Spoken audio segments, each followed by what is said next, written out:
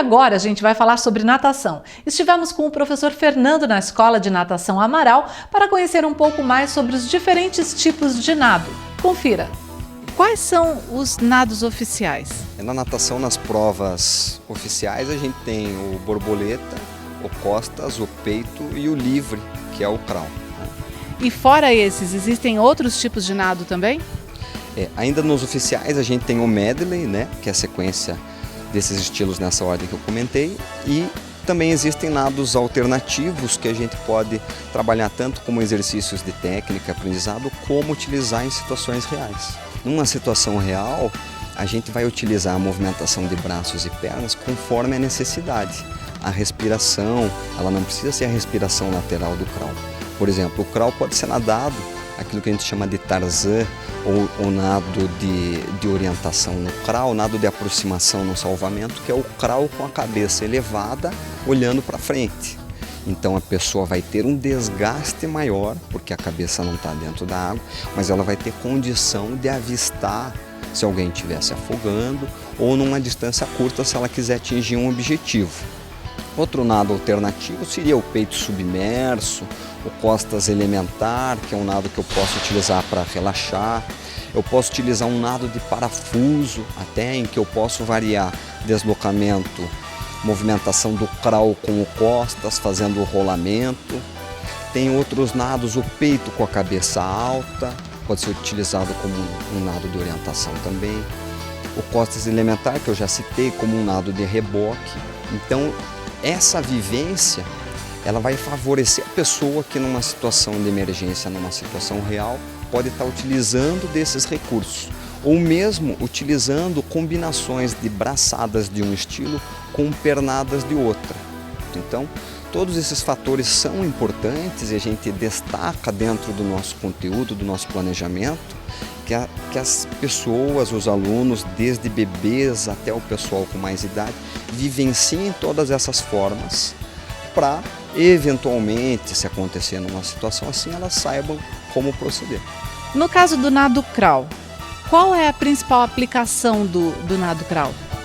O nado crawl, ele na verdade, das técnicas dos nados oficiais, é o mais eficiente. Então, por isso, ele é utilizado para se nadar longas distâncias, também é utilizado para quem o objetivo é emagrecimento, pela queima calórica, é um trabalho aeróbico, trabalho de velocidade, porque também é um estilo mais rápido. E no nado crawl, quais são os detalhes que fazem a diferença na eficiência do nadador?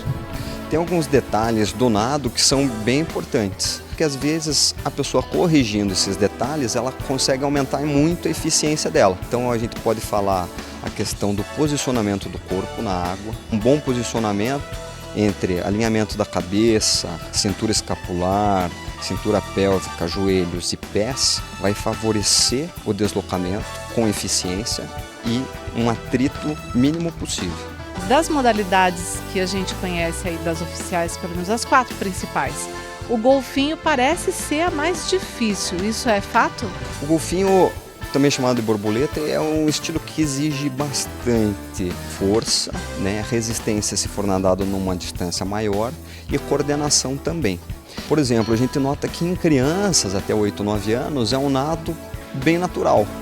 Mas quando a gente se desenvolve, cresce mais adulto e já não tem tanta flexibilidade de quadril, vai exigir mais força, flexibilidade e coordenação.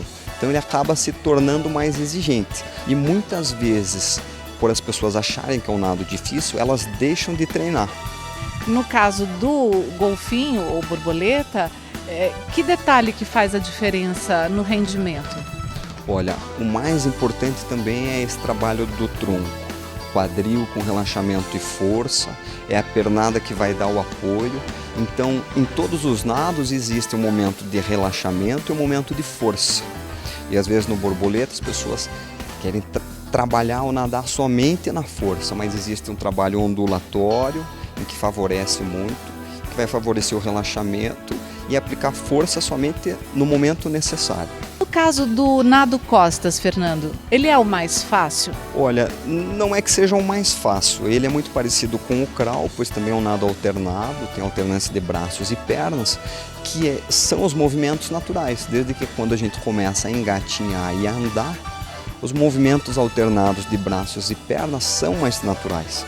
A questão da posição do costas, de barriga para cima, nem sempre é tão fácil, né? Às vezes há aquele receio de você virar com a barriga para cima apoiando as costas e a água vir no rosto. Então dá uma sensação ruim. Na posição de costas, o rosto fica livre e se trabalha muito a flutuação. Quais são os principais erros no nado costas que as pessoas cometem com mais frequência? Vamos repetir o do crawl, a questão do posicionamento, né? A pessoa precisa ter um bom posicionamento para reduzir o atrito. É importante que se trabalhe o rolamento do tronco, assim como no crawl, o que vai reduzir o atrito e vai favorecer uma maior amplitude de braçada, o encaixe e o apoio. E também, junto com o rolamento, o importante é que a pessoa mantenha a cabeça parada. Enquanto o tronco se trabalha, a cabeça fica alinhada, que é o que vai dar a direção do nado. Bom, agora nos resta o nado peito. E você estava me falando que o peito não é um nado tão fácil. Deles todos é aquele que tem a maior complexidade de movimentos? Isso, é o nado que exige mais coordenação, porque se trabalha braços, pernas, respiração. Os movimentos articulares são em 3 eixos e exige uma coordenação bem refinada para que ele se torne um nado eficiente. E a aplicação desse tipo de nado, ela também existe fora das competições? Ele é um dos nados mais utilitários. Então, normalmente as pessoas usam para soltar, para relaxar.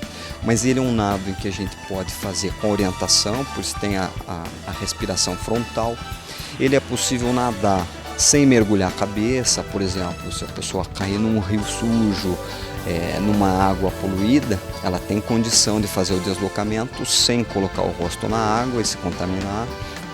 Ele pode ser um nado utilizado de forma submersa, então se a pessoa vem uma onda, ela vai furar a onda, né, uma na sequência da outra. É um nado que se utiliza bastante para nado submerso e também é um nado que é utilizado para reboque.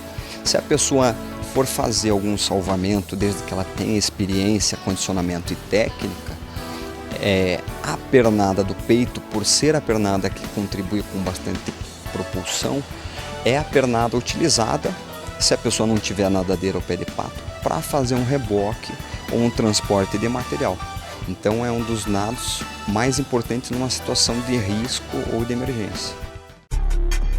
Já já tem as emoções do motocross na penúltima etapa da Copa Minas Gerais. Não saia daí, a gente volta num instante.